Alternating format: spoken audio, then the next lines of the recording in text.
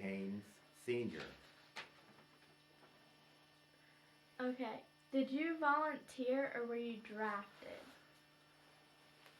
I volunteered enlistment. I didn't volunteer as a 3-year enlistment.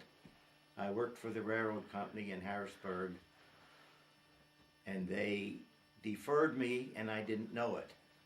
And all my friends were going into the service, and here I was in Millersburg all by myself, my friends all gone. So I went to the draft board to find out what was going on, and they said, well, the railroad company deferred you for 6 months, and I had no idea of it. So I refused the deferment, and of course, 30 days later, I was in the service. How old were you when you entered the war? I think I was 19 or 20 years old when I volunteered enlistment. Yeah, volunteered enlistment would be correct. Do you remember what year it was? It was in 1943. Were you married? No. What regiment were you in?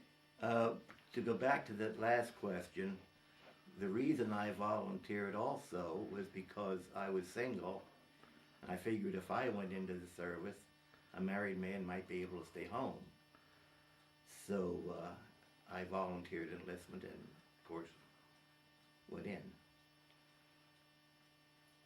Okay, what regiment were you in? I was in the 273rd Regiment of the 69th Division. To fill in a little bit more on that, after I was called to service, after I got everybody called them the greetings, you got a letter from the government that said, greetings, and then they told you that your name had been drawn for enlistment. And I was sent to New Cumberland Army Depot. I was over there, I think, 3 days. And then we boarded a train in Harrisburg and went west across Rockville Bridge out over the Horseshoe Curve. We went west to Effingham, Illinois. And at Effingham, we started south, went down through Cairo into Kentucky and into Mississippi, and finally into Hattiesburg, through Hattiesburg and into the rail yard at Camp Shelby, where I was inducted, where I was to receive my basic training. And that's where I joined the 273rd Regiment of the 69th Division. Were there both males and females? No, not at that time. There were no females. No, not in the fighting force. They might have had female women working in their administrative offices, but not in the fighting group. How much and what kind of training did you receive? We went into Camp Shelby at Hattiesburg, below Hattiesburg, actually about 12 miles from Hattiesburg. And I entered into 12 weeks of basic training, which was very, very severe because it was very hot down there in Mississippi. And we had to go into the wetlands, into the swamps. We had a lot of bivouac time out in the forest, and I went through 12 weeks of basic training. At the end of 12 weeks, I was made a private first class in rank, which was a short step above a private. And most of the men who had gone through basic training were shipped out to join other units. They shipped a whole new group of men in, and I went through basic training the second time, to teach these men what I had learned, and so they would be ready to go overseas to join the fighting forces. So after they were trained, I was made a corporal, and they shipped them out, and we got another group for another 12 weeks. So I went through basic training 3 times, and we trained those men, and they shipped out, and in November of 1943, we boarded a train and moved up to Camp Kilmer, New Jersey. And there we were preparing to load the ship with the multitude of vehicles and everything that it took to run the division. And I was made a sergeant and given furlough time to come home, but we were only allowed 24 hours furlough time. So I couldn't get home from Camp Kilmer in 12 hours. So I had Carolyn visit some of my relatives in Philadelphia, which was easier for me to get to see her there. And after 1 or 2 visits, I was shipped overseas.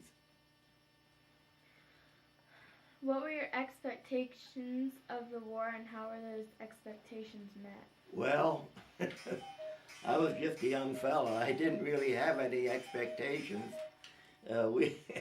We were taught that the enemy was bad, bad, bad, and kill them if you can.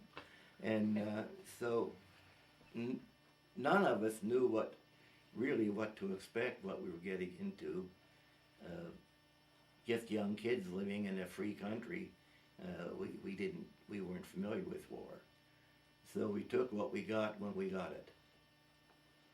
Where were you stationed, and did you relocate often? Well, to begin with, I was stationed in Camp Shelby in Mississippi, which is about 12 miles southeast of Hattiesburg. I was there for about 14 months, and then we moved to Camp Kilmer, where we prepared to go overseas. What was your daily schedule like on a day you were not at battle? Well, that's sort of hard to interpret. I guess before we get that far, we ought to get into the fact that when I landed in England, we landed at Bristol, which is an estuary, on the estuary, Bristol estuary from the Atlantic Ocean. And we went from there to Winchester by train, and that's where we were stationed in Winchester, England, until we were moved over to France. And just before the Battle of the Bulge, we were moved to France and then up into Belgium. And there we went online. The Battle of the Bulge had already begun, and the Germans pushed us back over the Belgian-German border back into Belgium about 12 miles. And we stayed there for a week and resupplied our division, and then started to push to get the area back that we had been run out of during the Battle of the Bulge. It's hard to explain what a day was like when we weren't fighting. You were fighting practically all the time. And it wasn't like living in civilian life. You didn't have time to yourself. You always had to be on the lookout. And it was quite different. It was new to all of us. Where did you sleep? Right out in the open. We went online on the Belgian-German border, and we were in the Hurricane Forest, which is part of the Black Forest, and we just slept right out in the open. I took branches off of pine trees, and shook the snow off of them and put them on the ground and laid on top of that. How did you travel? Like, did you walk? We traveled mostly by foot. We had, I was a squad leader, and we had 3 Jeeps, and we used those extensively, but most of the time we traveled by foot. How far would you walk in like one day? It all depends what the company objective was and what we had to do. I would say probably 20 miles, give or take a couple of miles. But when we weren't using our Jeeps, the Jeeps were back at the company in the motor pool, what they called the motor pool. It was a garage type thing, not a building, but a place where they kept the vehicles. And when we needed to do a mission, our Jeeps were brought up for us.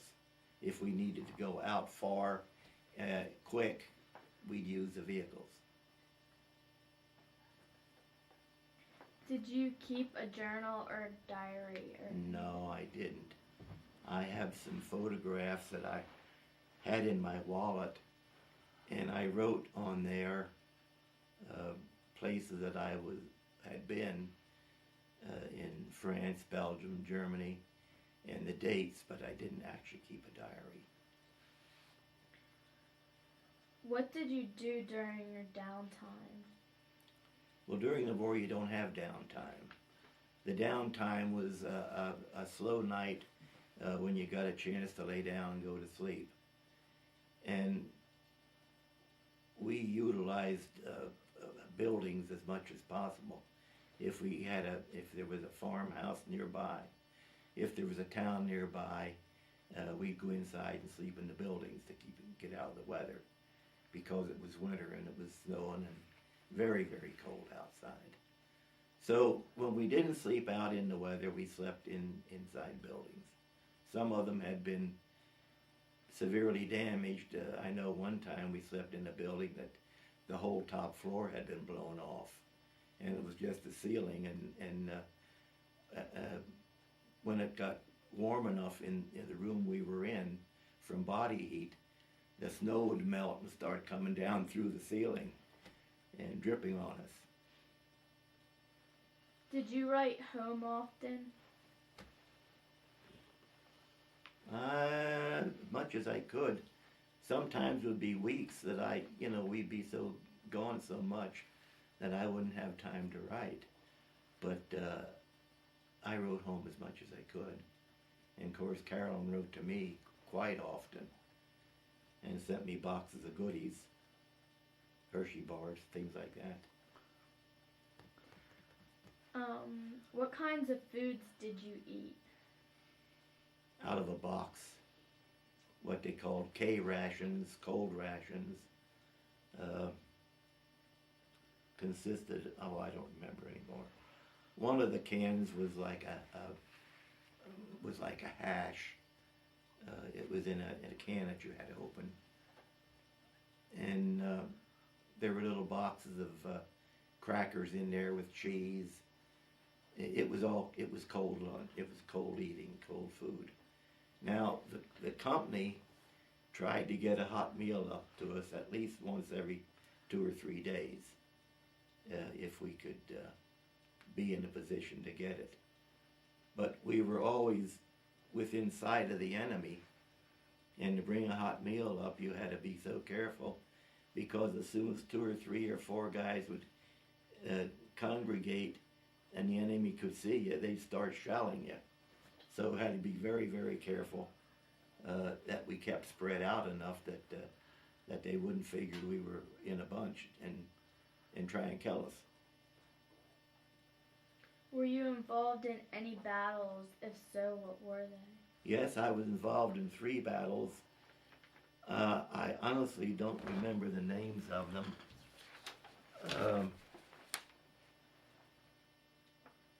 American Theater and the European, African, Middle Eastern Theater ribbon.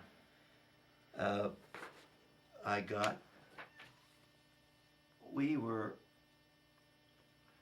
in battles every time we went into a town or a city. Say a town the size of Millersburg. You'd have to go through every house, make sure there was nobody in there that was going to do you damage, because once you went by the house, your back was to the house. And of course, if there was somebody in there, they could do you harm. We went through another city called Limburg, probably the size of Harrisburg, a little bit larger. We went through Leipzig, which is a large city, maybe in the Philadelphia category. And all those places took, well, I think it took a week just to capture Leipzig, Germany, to overtake all the Germans and run them out. Were you wounded or injured? I wasn't wounded or injured. I did jump in a ditch one time to escape some shelling, and I had a bandolier of ammunition across the front of me with 2 or 3 hand grenades on, and when I landed on the hand grenades, I cracked 2 ribs, and of course they took me back to the aid station and taped me up, and that was about as much as a injury that I got. I had frostbitten feet, but none of those were eligible for Purple Heart. You have to bleed in order to get a Purple Heart, and I didn't. How long were you away from home? Just about 3 years. From the time I went into the service till I got out of the service, I think was about 3 weeks short of 3 years. 1943 to 1946. What was your most memorable experience? Well, I don't know. I guess the most memorable experience would be after the war was over, I visited Switzerland, and I really enjoyed that. And as far as having any memorable experiences, everything that happens to you during a war is memorable. How did the war change your life? I was so young I don't remember. It's been so long ago. It really didn't change it too much. I came home, went back to work, and I will admit when I got home, I didn't care to go to any the 30th May parades or anything like that. I just stayed away from them. In fact, I do even do to this day. But I wouldn't say it changed my life too much. Did any other family members serve? No. Have you kept in touch with those that you served with? I kept in touch with several of the men that were in my squad for maybe several years afterwards. And a couple of them died. One was killed in an accident, and over a period of time we just sort of drifted away. And there's one man over in Birdsboro near Reading that I visited once or twice, and he was in my group. He was in the other squad. There were 2 squads in our company. I had the one squad, and another man had the other squad, and he was in the other squad. Did you receive any awards, and if so, what were they? Well, I got, these are all awards. I got the Good Conduct Medal, I got the Bronze Star Medal, American Theater Ribbon, European, African, Middle Eastern Theater Ribbon, and the World War II Victory Ribbon. So they were all awards. I guess probably the most important would be the Bronze Star that I got for heroic achievement. Why did you get that? My squad was picked to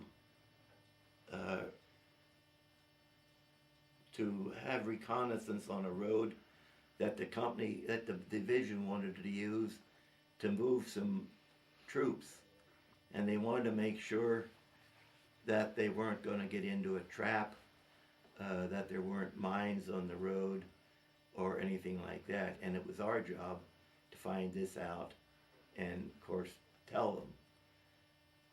So we were going down, actually, it was the same as coming off of Peters Mountain and hitting that long, open, straight stretch on this side of the mountain. That's the kind of a situation we were in. We came down off a mountain road, and it stretched out into an open area, and a camouflaged machine gun nest opened fire on us. And the first bullet went by the bridge of my nose and hit my driver in the head. And it was so close to me that it stung me like a volt of electricity. And the next one went through our Jeep, right in back of the seat I was in. And then they hit the other two Jeeps, and the man on a .50 caliber machine gun had already started firing, and of course they shot him and he fell off the Jeep. And I returned some fire for a couple of seconds, but it got so hot that I jumped out of the Jeep and got in a ditch. The only thing is I got in the ditch on the wrong side of the road. I was on the same side the Germans were on. The other guys got out of the ditch and out of the vehicle and jumped in a ditch on the opposite side of the road. And they've eventually got out of it, and I was there, so I played dead, and I could hear the Germans talk, and they were up real close to me. I could hear them talking. And finally some tanks come down the road with American troops, and of course they released me, rescued me. And I laid there for about 7 or 8 hours in that ditch, playing dead. And if the Germans would have known I wasn't, they probably would have made it so. But I got the Bronze Star Medal for that. Do you have any memorabilia you would share? Well, I have some photographs and things on the table here, and I'm willing to share them. I have these photographs here. This is a photograph of a bazooka round hitting an ambulance. And we were out on patrol one day, and we had been warned that the Germans were using ambulances to transport troops and ammunition. And we saw this ambulance coming up the road towards us. And when he spied us, he started across his field. And of course, the man on the bazooka put a shell into it, and there were supplies in there that they were transporting. The driver was killed, and of course the supplies were blown up. And then I have a picture here of a bridge across what they called the Mulde River, Moulde. And that was just south of Leipzig, where we were stationed. And from this point, we used to drive jeeps across that bridge. It was a narrow gauge railroad bridge. And we drove our jeeps across there and went out on patrol to try and reach the Russians, who were very close to us. In fact, they were so close that after we went about 15, 20 miles with our jeeps, we were under their artillery fire. And of course, they didn't know we were there, but we came under the Russian artillery fire.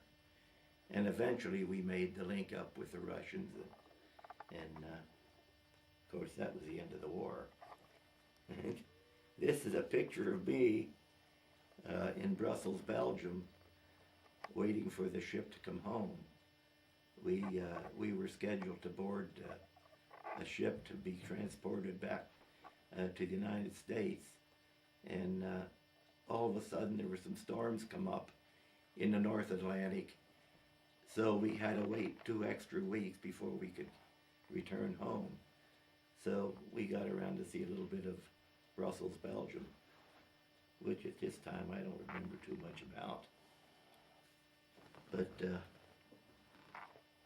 these other things here are photographs. They're not very large, but I don't know. This is our this is our division patch. The red is a 6, and the blue is a 9, and it represents the 69th Division. A little bit like the Penn Central designation they had. They called it Two Worms in Love. So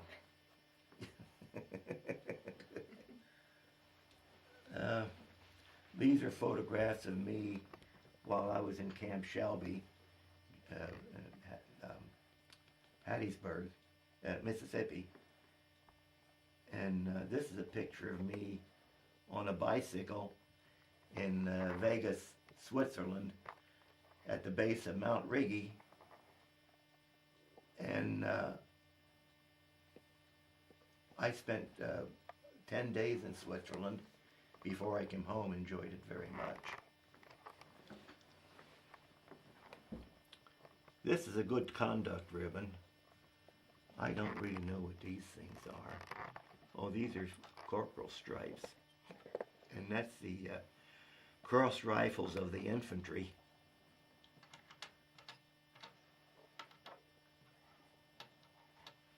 What is the ring for? That ring was, I don't remember of it. Mother said I sent it home from the 69th Division.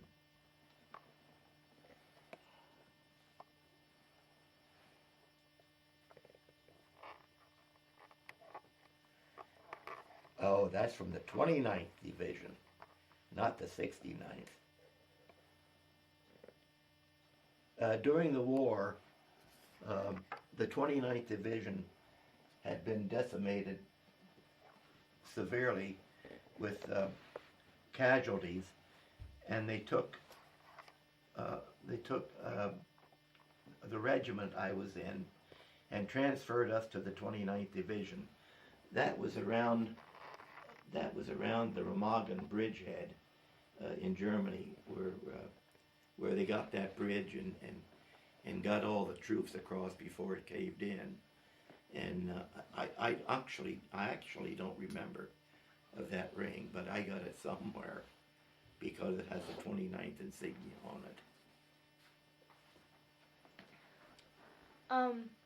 The paper you got for your star. Oh, this? Yes. Yeah. This,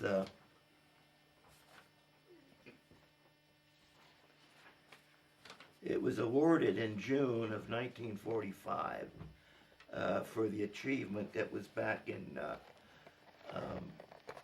I believe it was in April. Yeah, April of 45.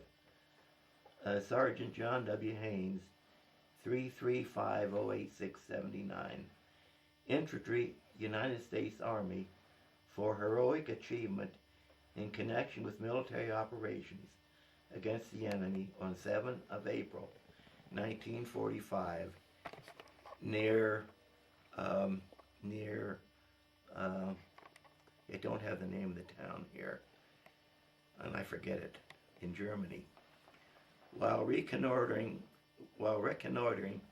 through enemy-held territory For a route for the advance of the regimental vehicles, Sergeant Haines and his group were suddenly fired upon by a machine gun nest located only 50 yards away. With no thought for his own safety, he ordered his men to take cover while he returned fire. Leaping from his vehicle after his men had taken cover, he drew more fire from the enemy and feigned death for 7 hours until the situation was relieved by friendly tanks. His courage, initiative, and solitude for his men reflect the highest credit upon Sergeant Haines in the Armed Forces of the United States, by command of Major General Reinhardt, and signed by H. Pengelly, Lieutenant Colonel, Adjutant General.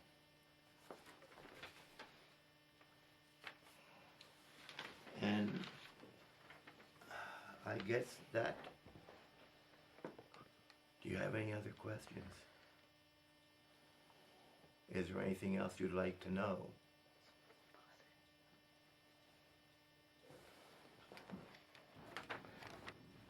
Okay, I have a couple more questions. All right. Could you show us a map of your travels across Germany? Well, sure. Of course, we started in England.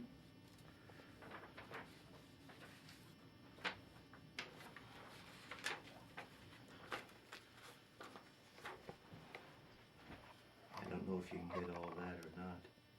We started in England. In Southampton, we boarded LSTs, which were landing ship tanks.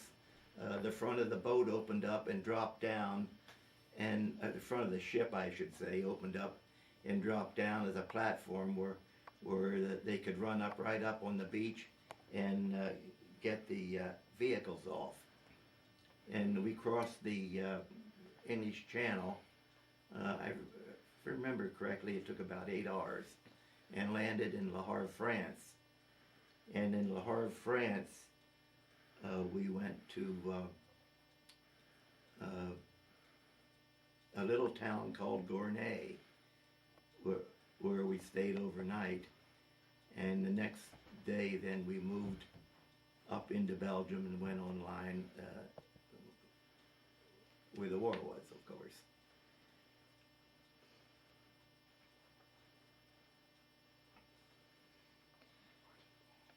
Where did it end at? The war ended at Targau, Germany. After we took Leipzig, we went out on patrols. I was stationed in a town about 15 miles south of Leipzig, and we would go out on patrols every day to try and link up with the Russians. Everybody wanted to be first to link up with the Russians and get all the credit. So we were going out on patrol every day, and that's when we drive across that narrow gauge railroad bridge that I talked about, and with our jeeps. And everybody wanted to reach the Russians and get the credit. So finally, another group of men from the 69th Division met the Russians. And of course they had a big howdy-do. The Russian generals and American generals and all those people were there in Targau. And Targau, Germany, is where the Hohner instrument factory is located. They made harmonicas, they made accordions. I don't know if they made pianos or not, but they had accordions and harmonicas. And I was fortunate enough to get into the plant, and I got 2 or 3 accordions out and a whole armful of harmonicas. And I took them along back after we went back to our area again. And I gave one of the accordions to we had recaptured a prisoner of war who had been a paratrooper. And he jumped from the plane and landed in Germany. And about half an hour after he landed, he was captured and made a prisoner of war. And we released him from the prison camp. And of course, according to the Geneva Convention, he was to be sent home and not engage in any more war activities. But he wanted to get his licks in with the Germans, so he joined up with us and finished the war with our group. And after the war was over, he came home, and I gave him one of the accordions, and he said, "I'll call your wife when you get home if you give me her phone number." And he did do that when he got back in the States. He called Carolyn on the phone, and another one I brought home, and I brought some harmonicas home. But over the years, they disappeared. I don't know where they got to. What were your sleeping conditions like, in your equipment and your clothing? Sleeping conditions were very bad. Like I said before, if we were near a farmhouse or if we were in a town, we usually tried to get in a house to sleep. At least we were out of the snow or rain or whatever was coming down at the time. And we had sleeping bags, but the sleeping bags were nothing more than just a piece of canvas with a zipper. They had no linings, nothing inside. We used to take our army blankets and put them inside the sleeping bag and then crawl in, fully clothed, boots and all, and that's how we slept. And of course, in order to keep warm, you'd want to have the zipper up as far as it would go. So we were in a house one night in somewhere in Germany. I just don't recall anymore where. It's been so long ago. So I crawled in my sleeping bag and got my arms in and got the guys to zip me up all the way up to the neck so that I could keep good and warm. And the next morning, my German planes came over and started to machine gun the house and drop bombs all around us. And the guys all ran out and left me in the room, and I'm thumping around on the floor in his sleeping bag like a great big worm trying to get the zipper down. It's finally somebody came back in the room and put the zipper down for me, and I got out of the sleeping bag. I wasn't hurt, but there was a lot of the shells, a lot of the machine gun shells hit the house. What type of clothes did you wear in the winter? In the winter time, you wore everything you had. I remember that I had my summer weight clothes on. They called them khakis. It was a lightweight clothing.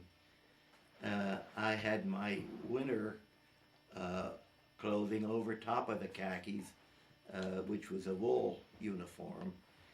And we had overcoats, but your feet and hands were so cold all the time that well, you just had you had to put up with it. There was nothing you could do.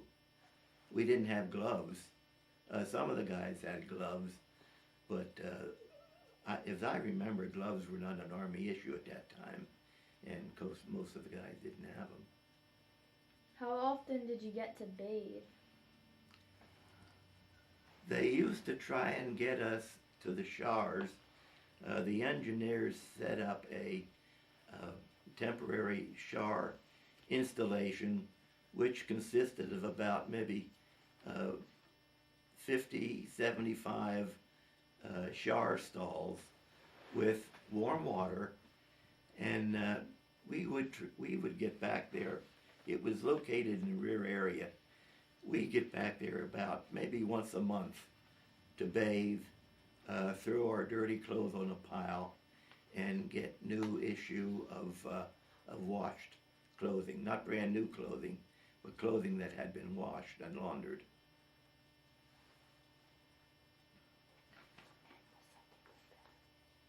Would you fight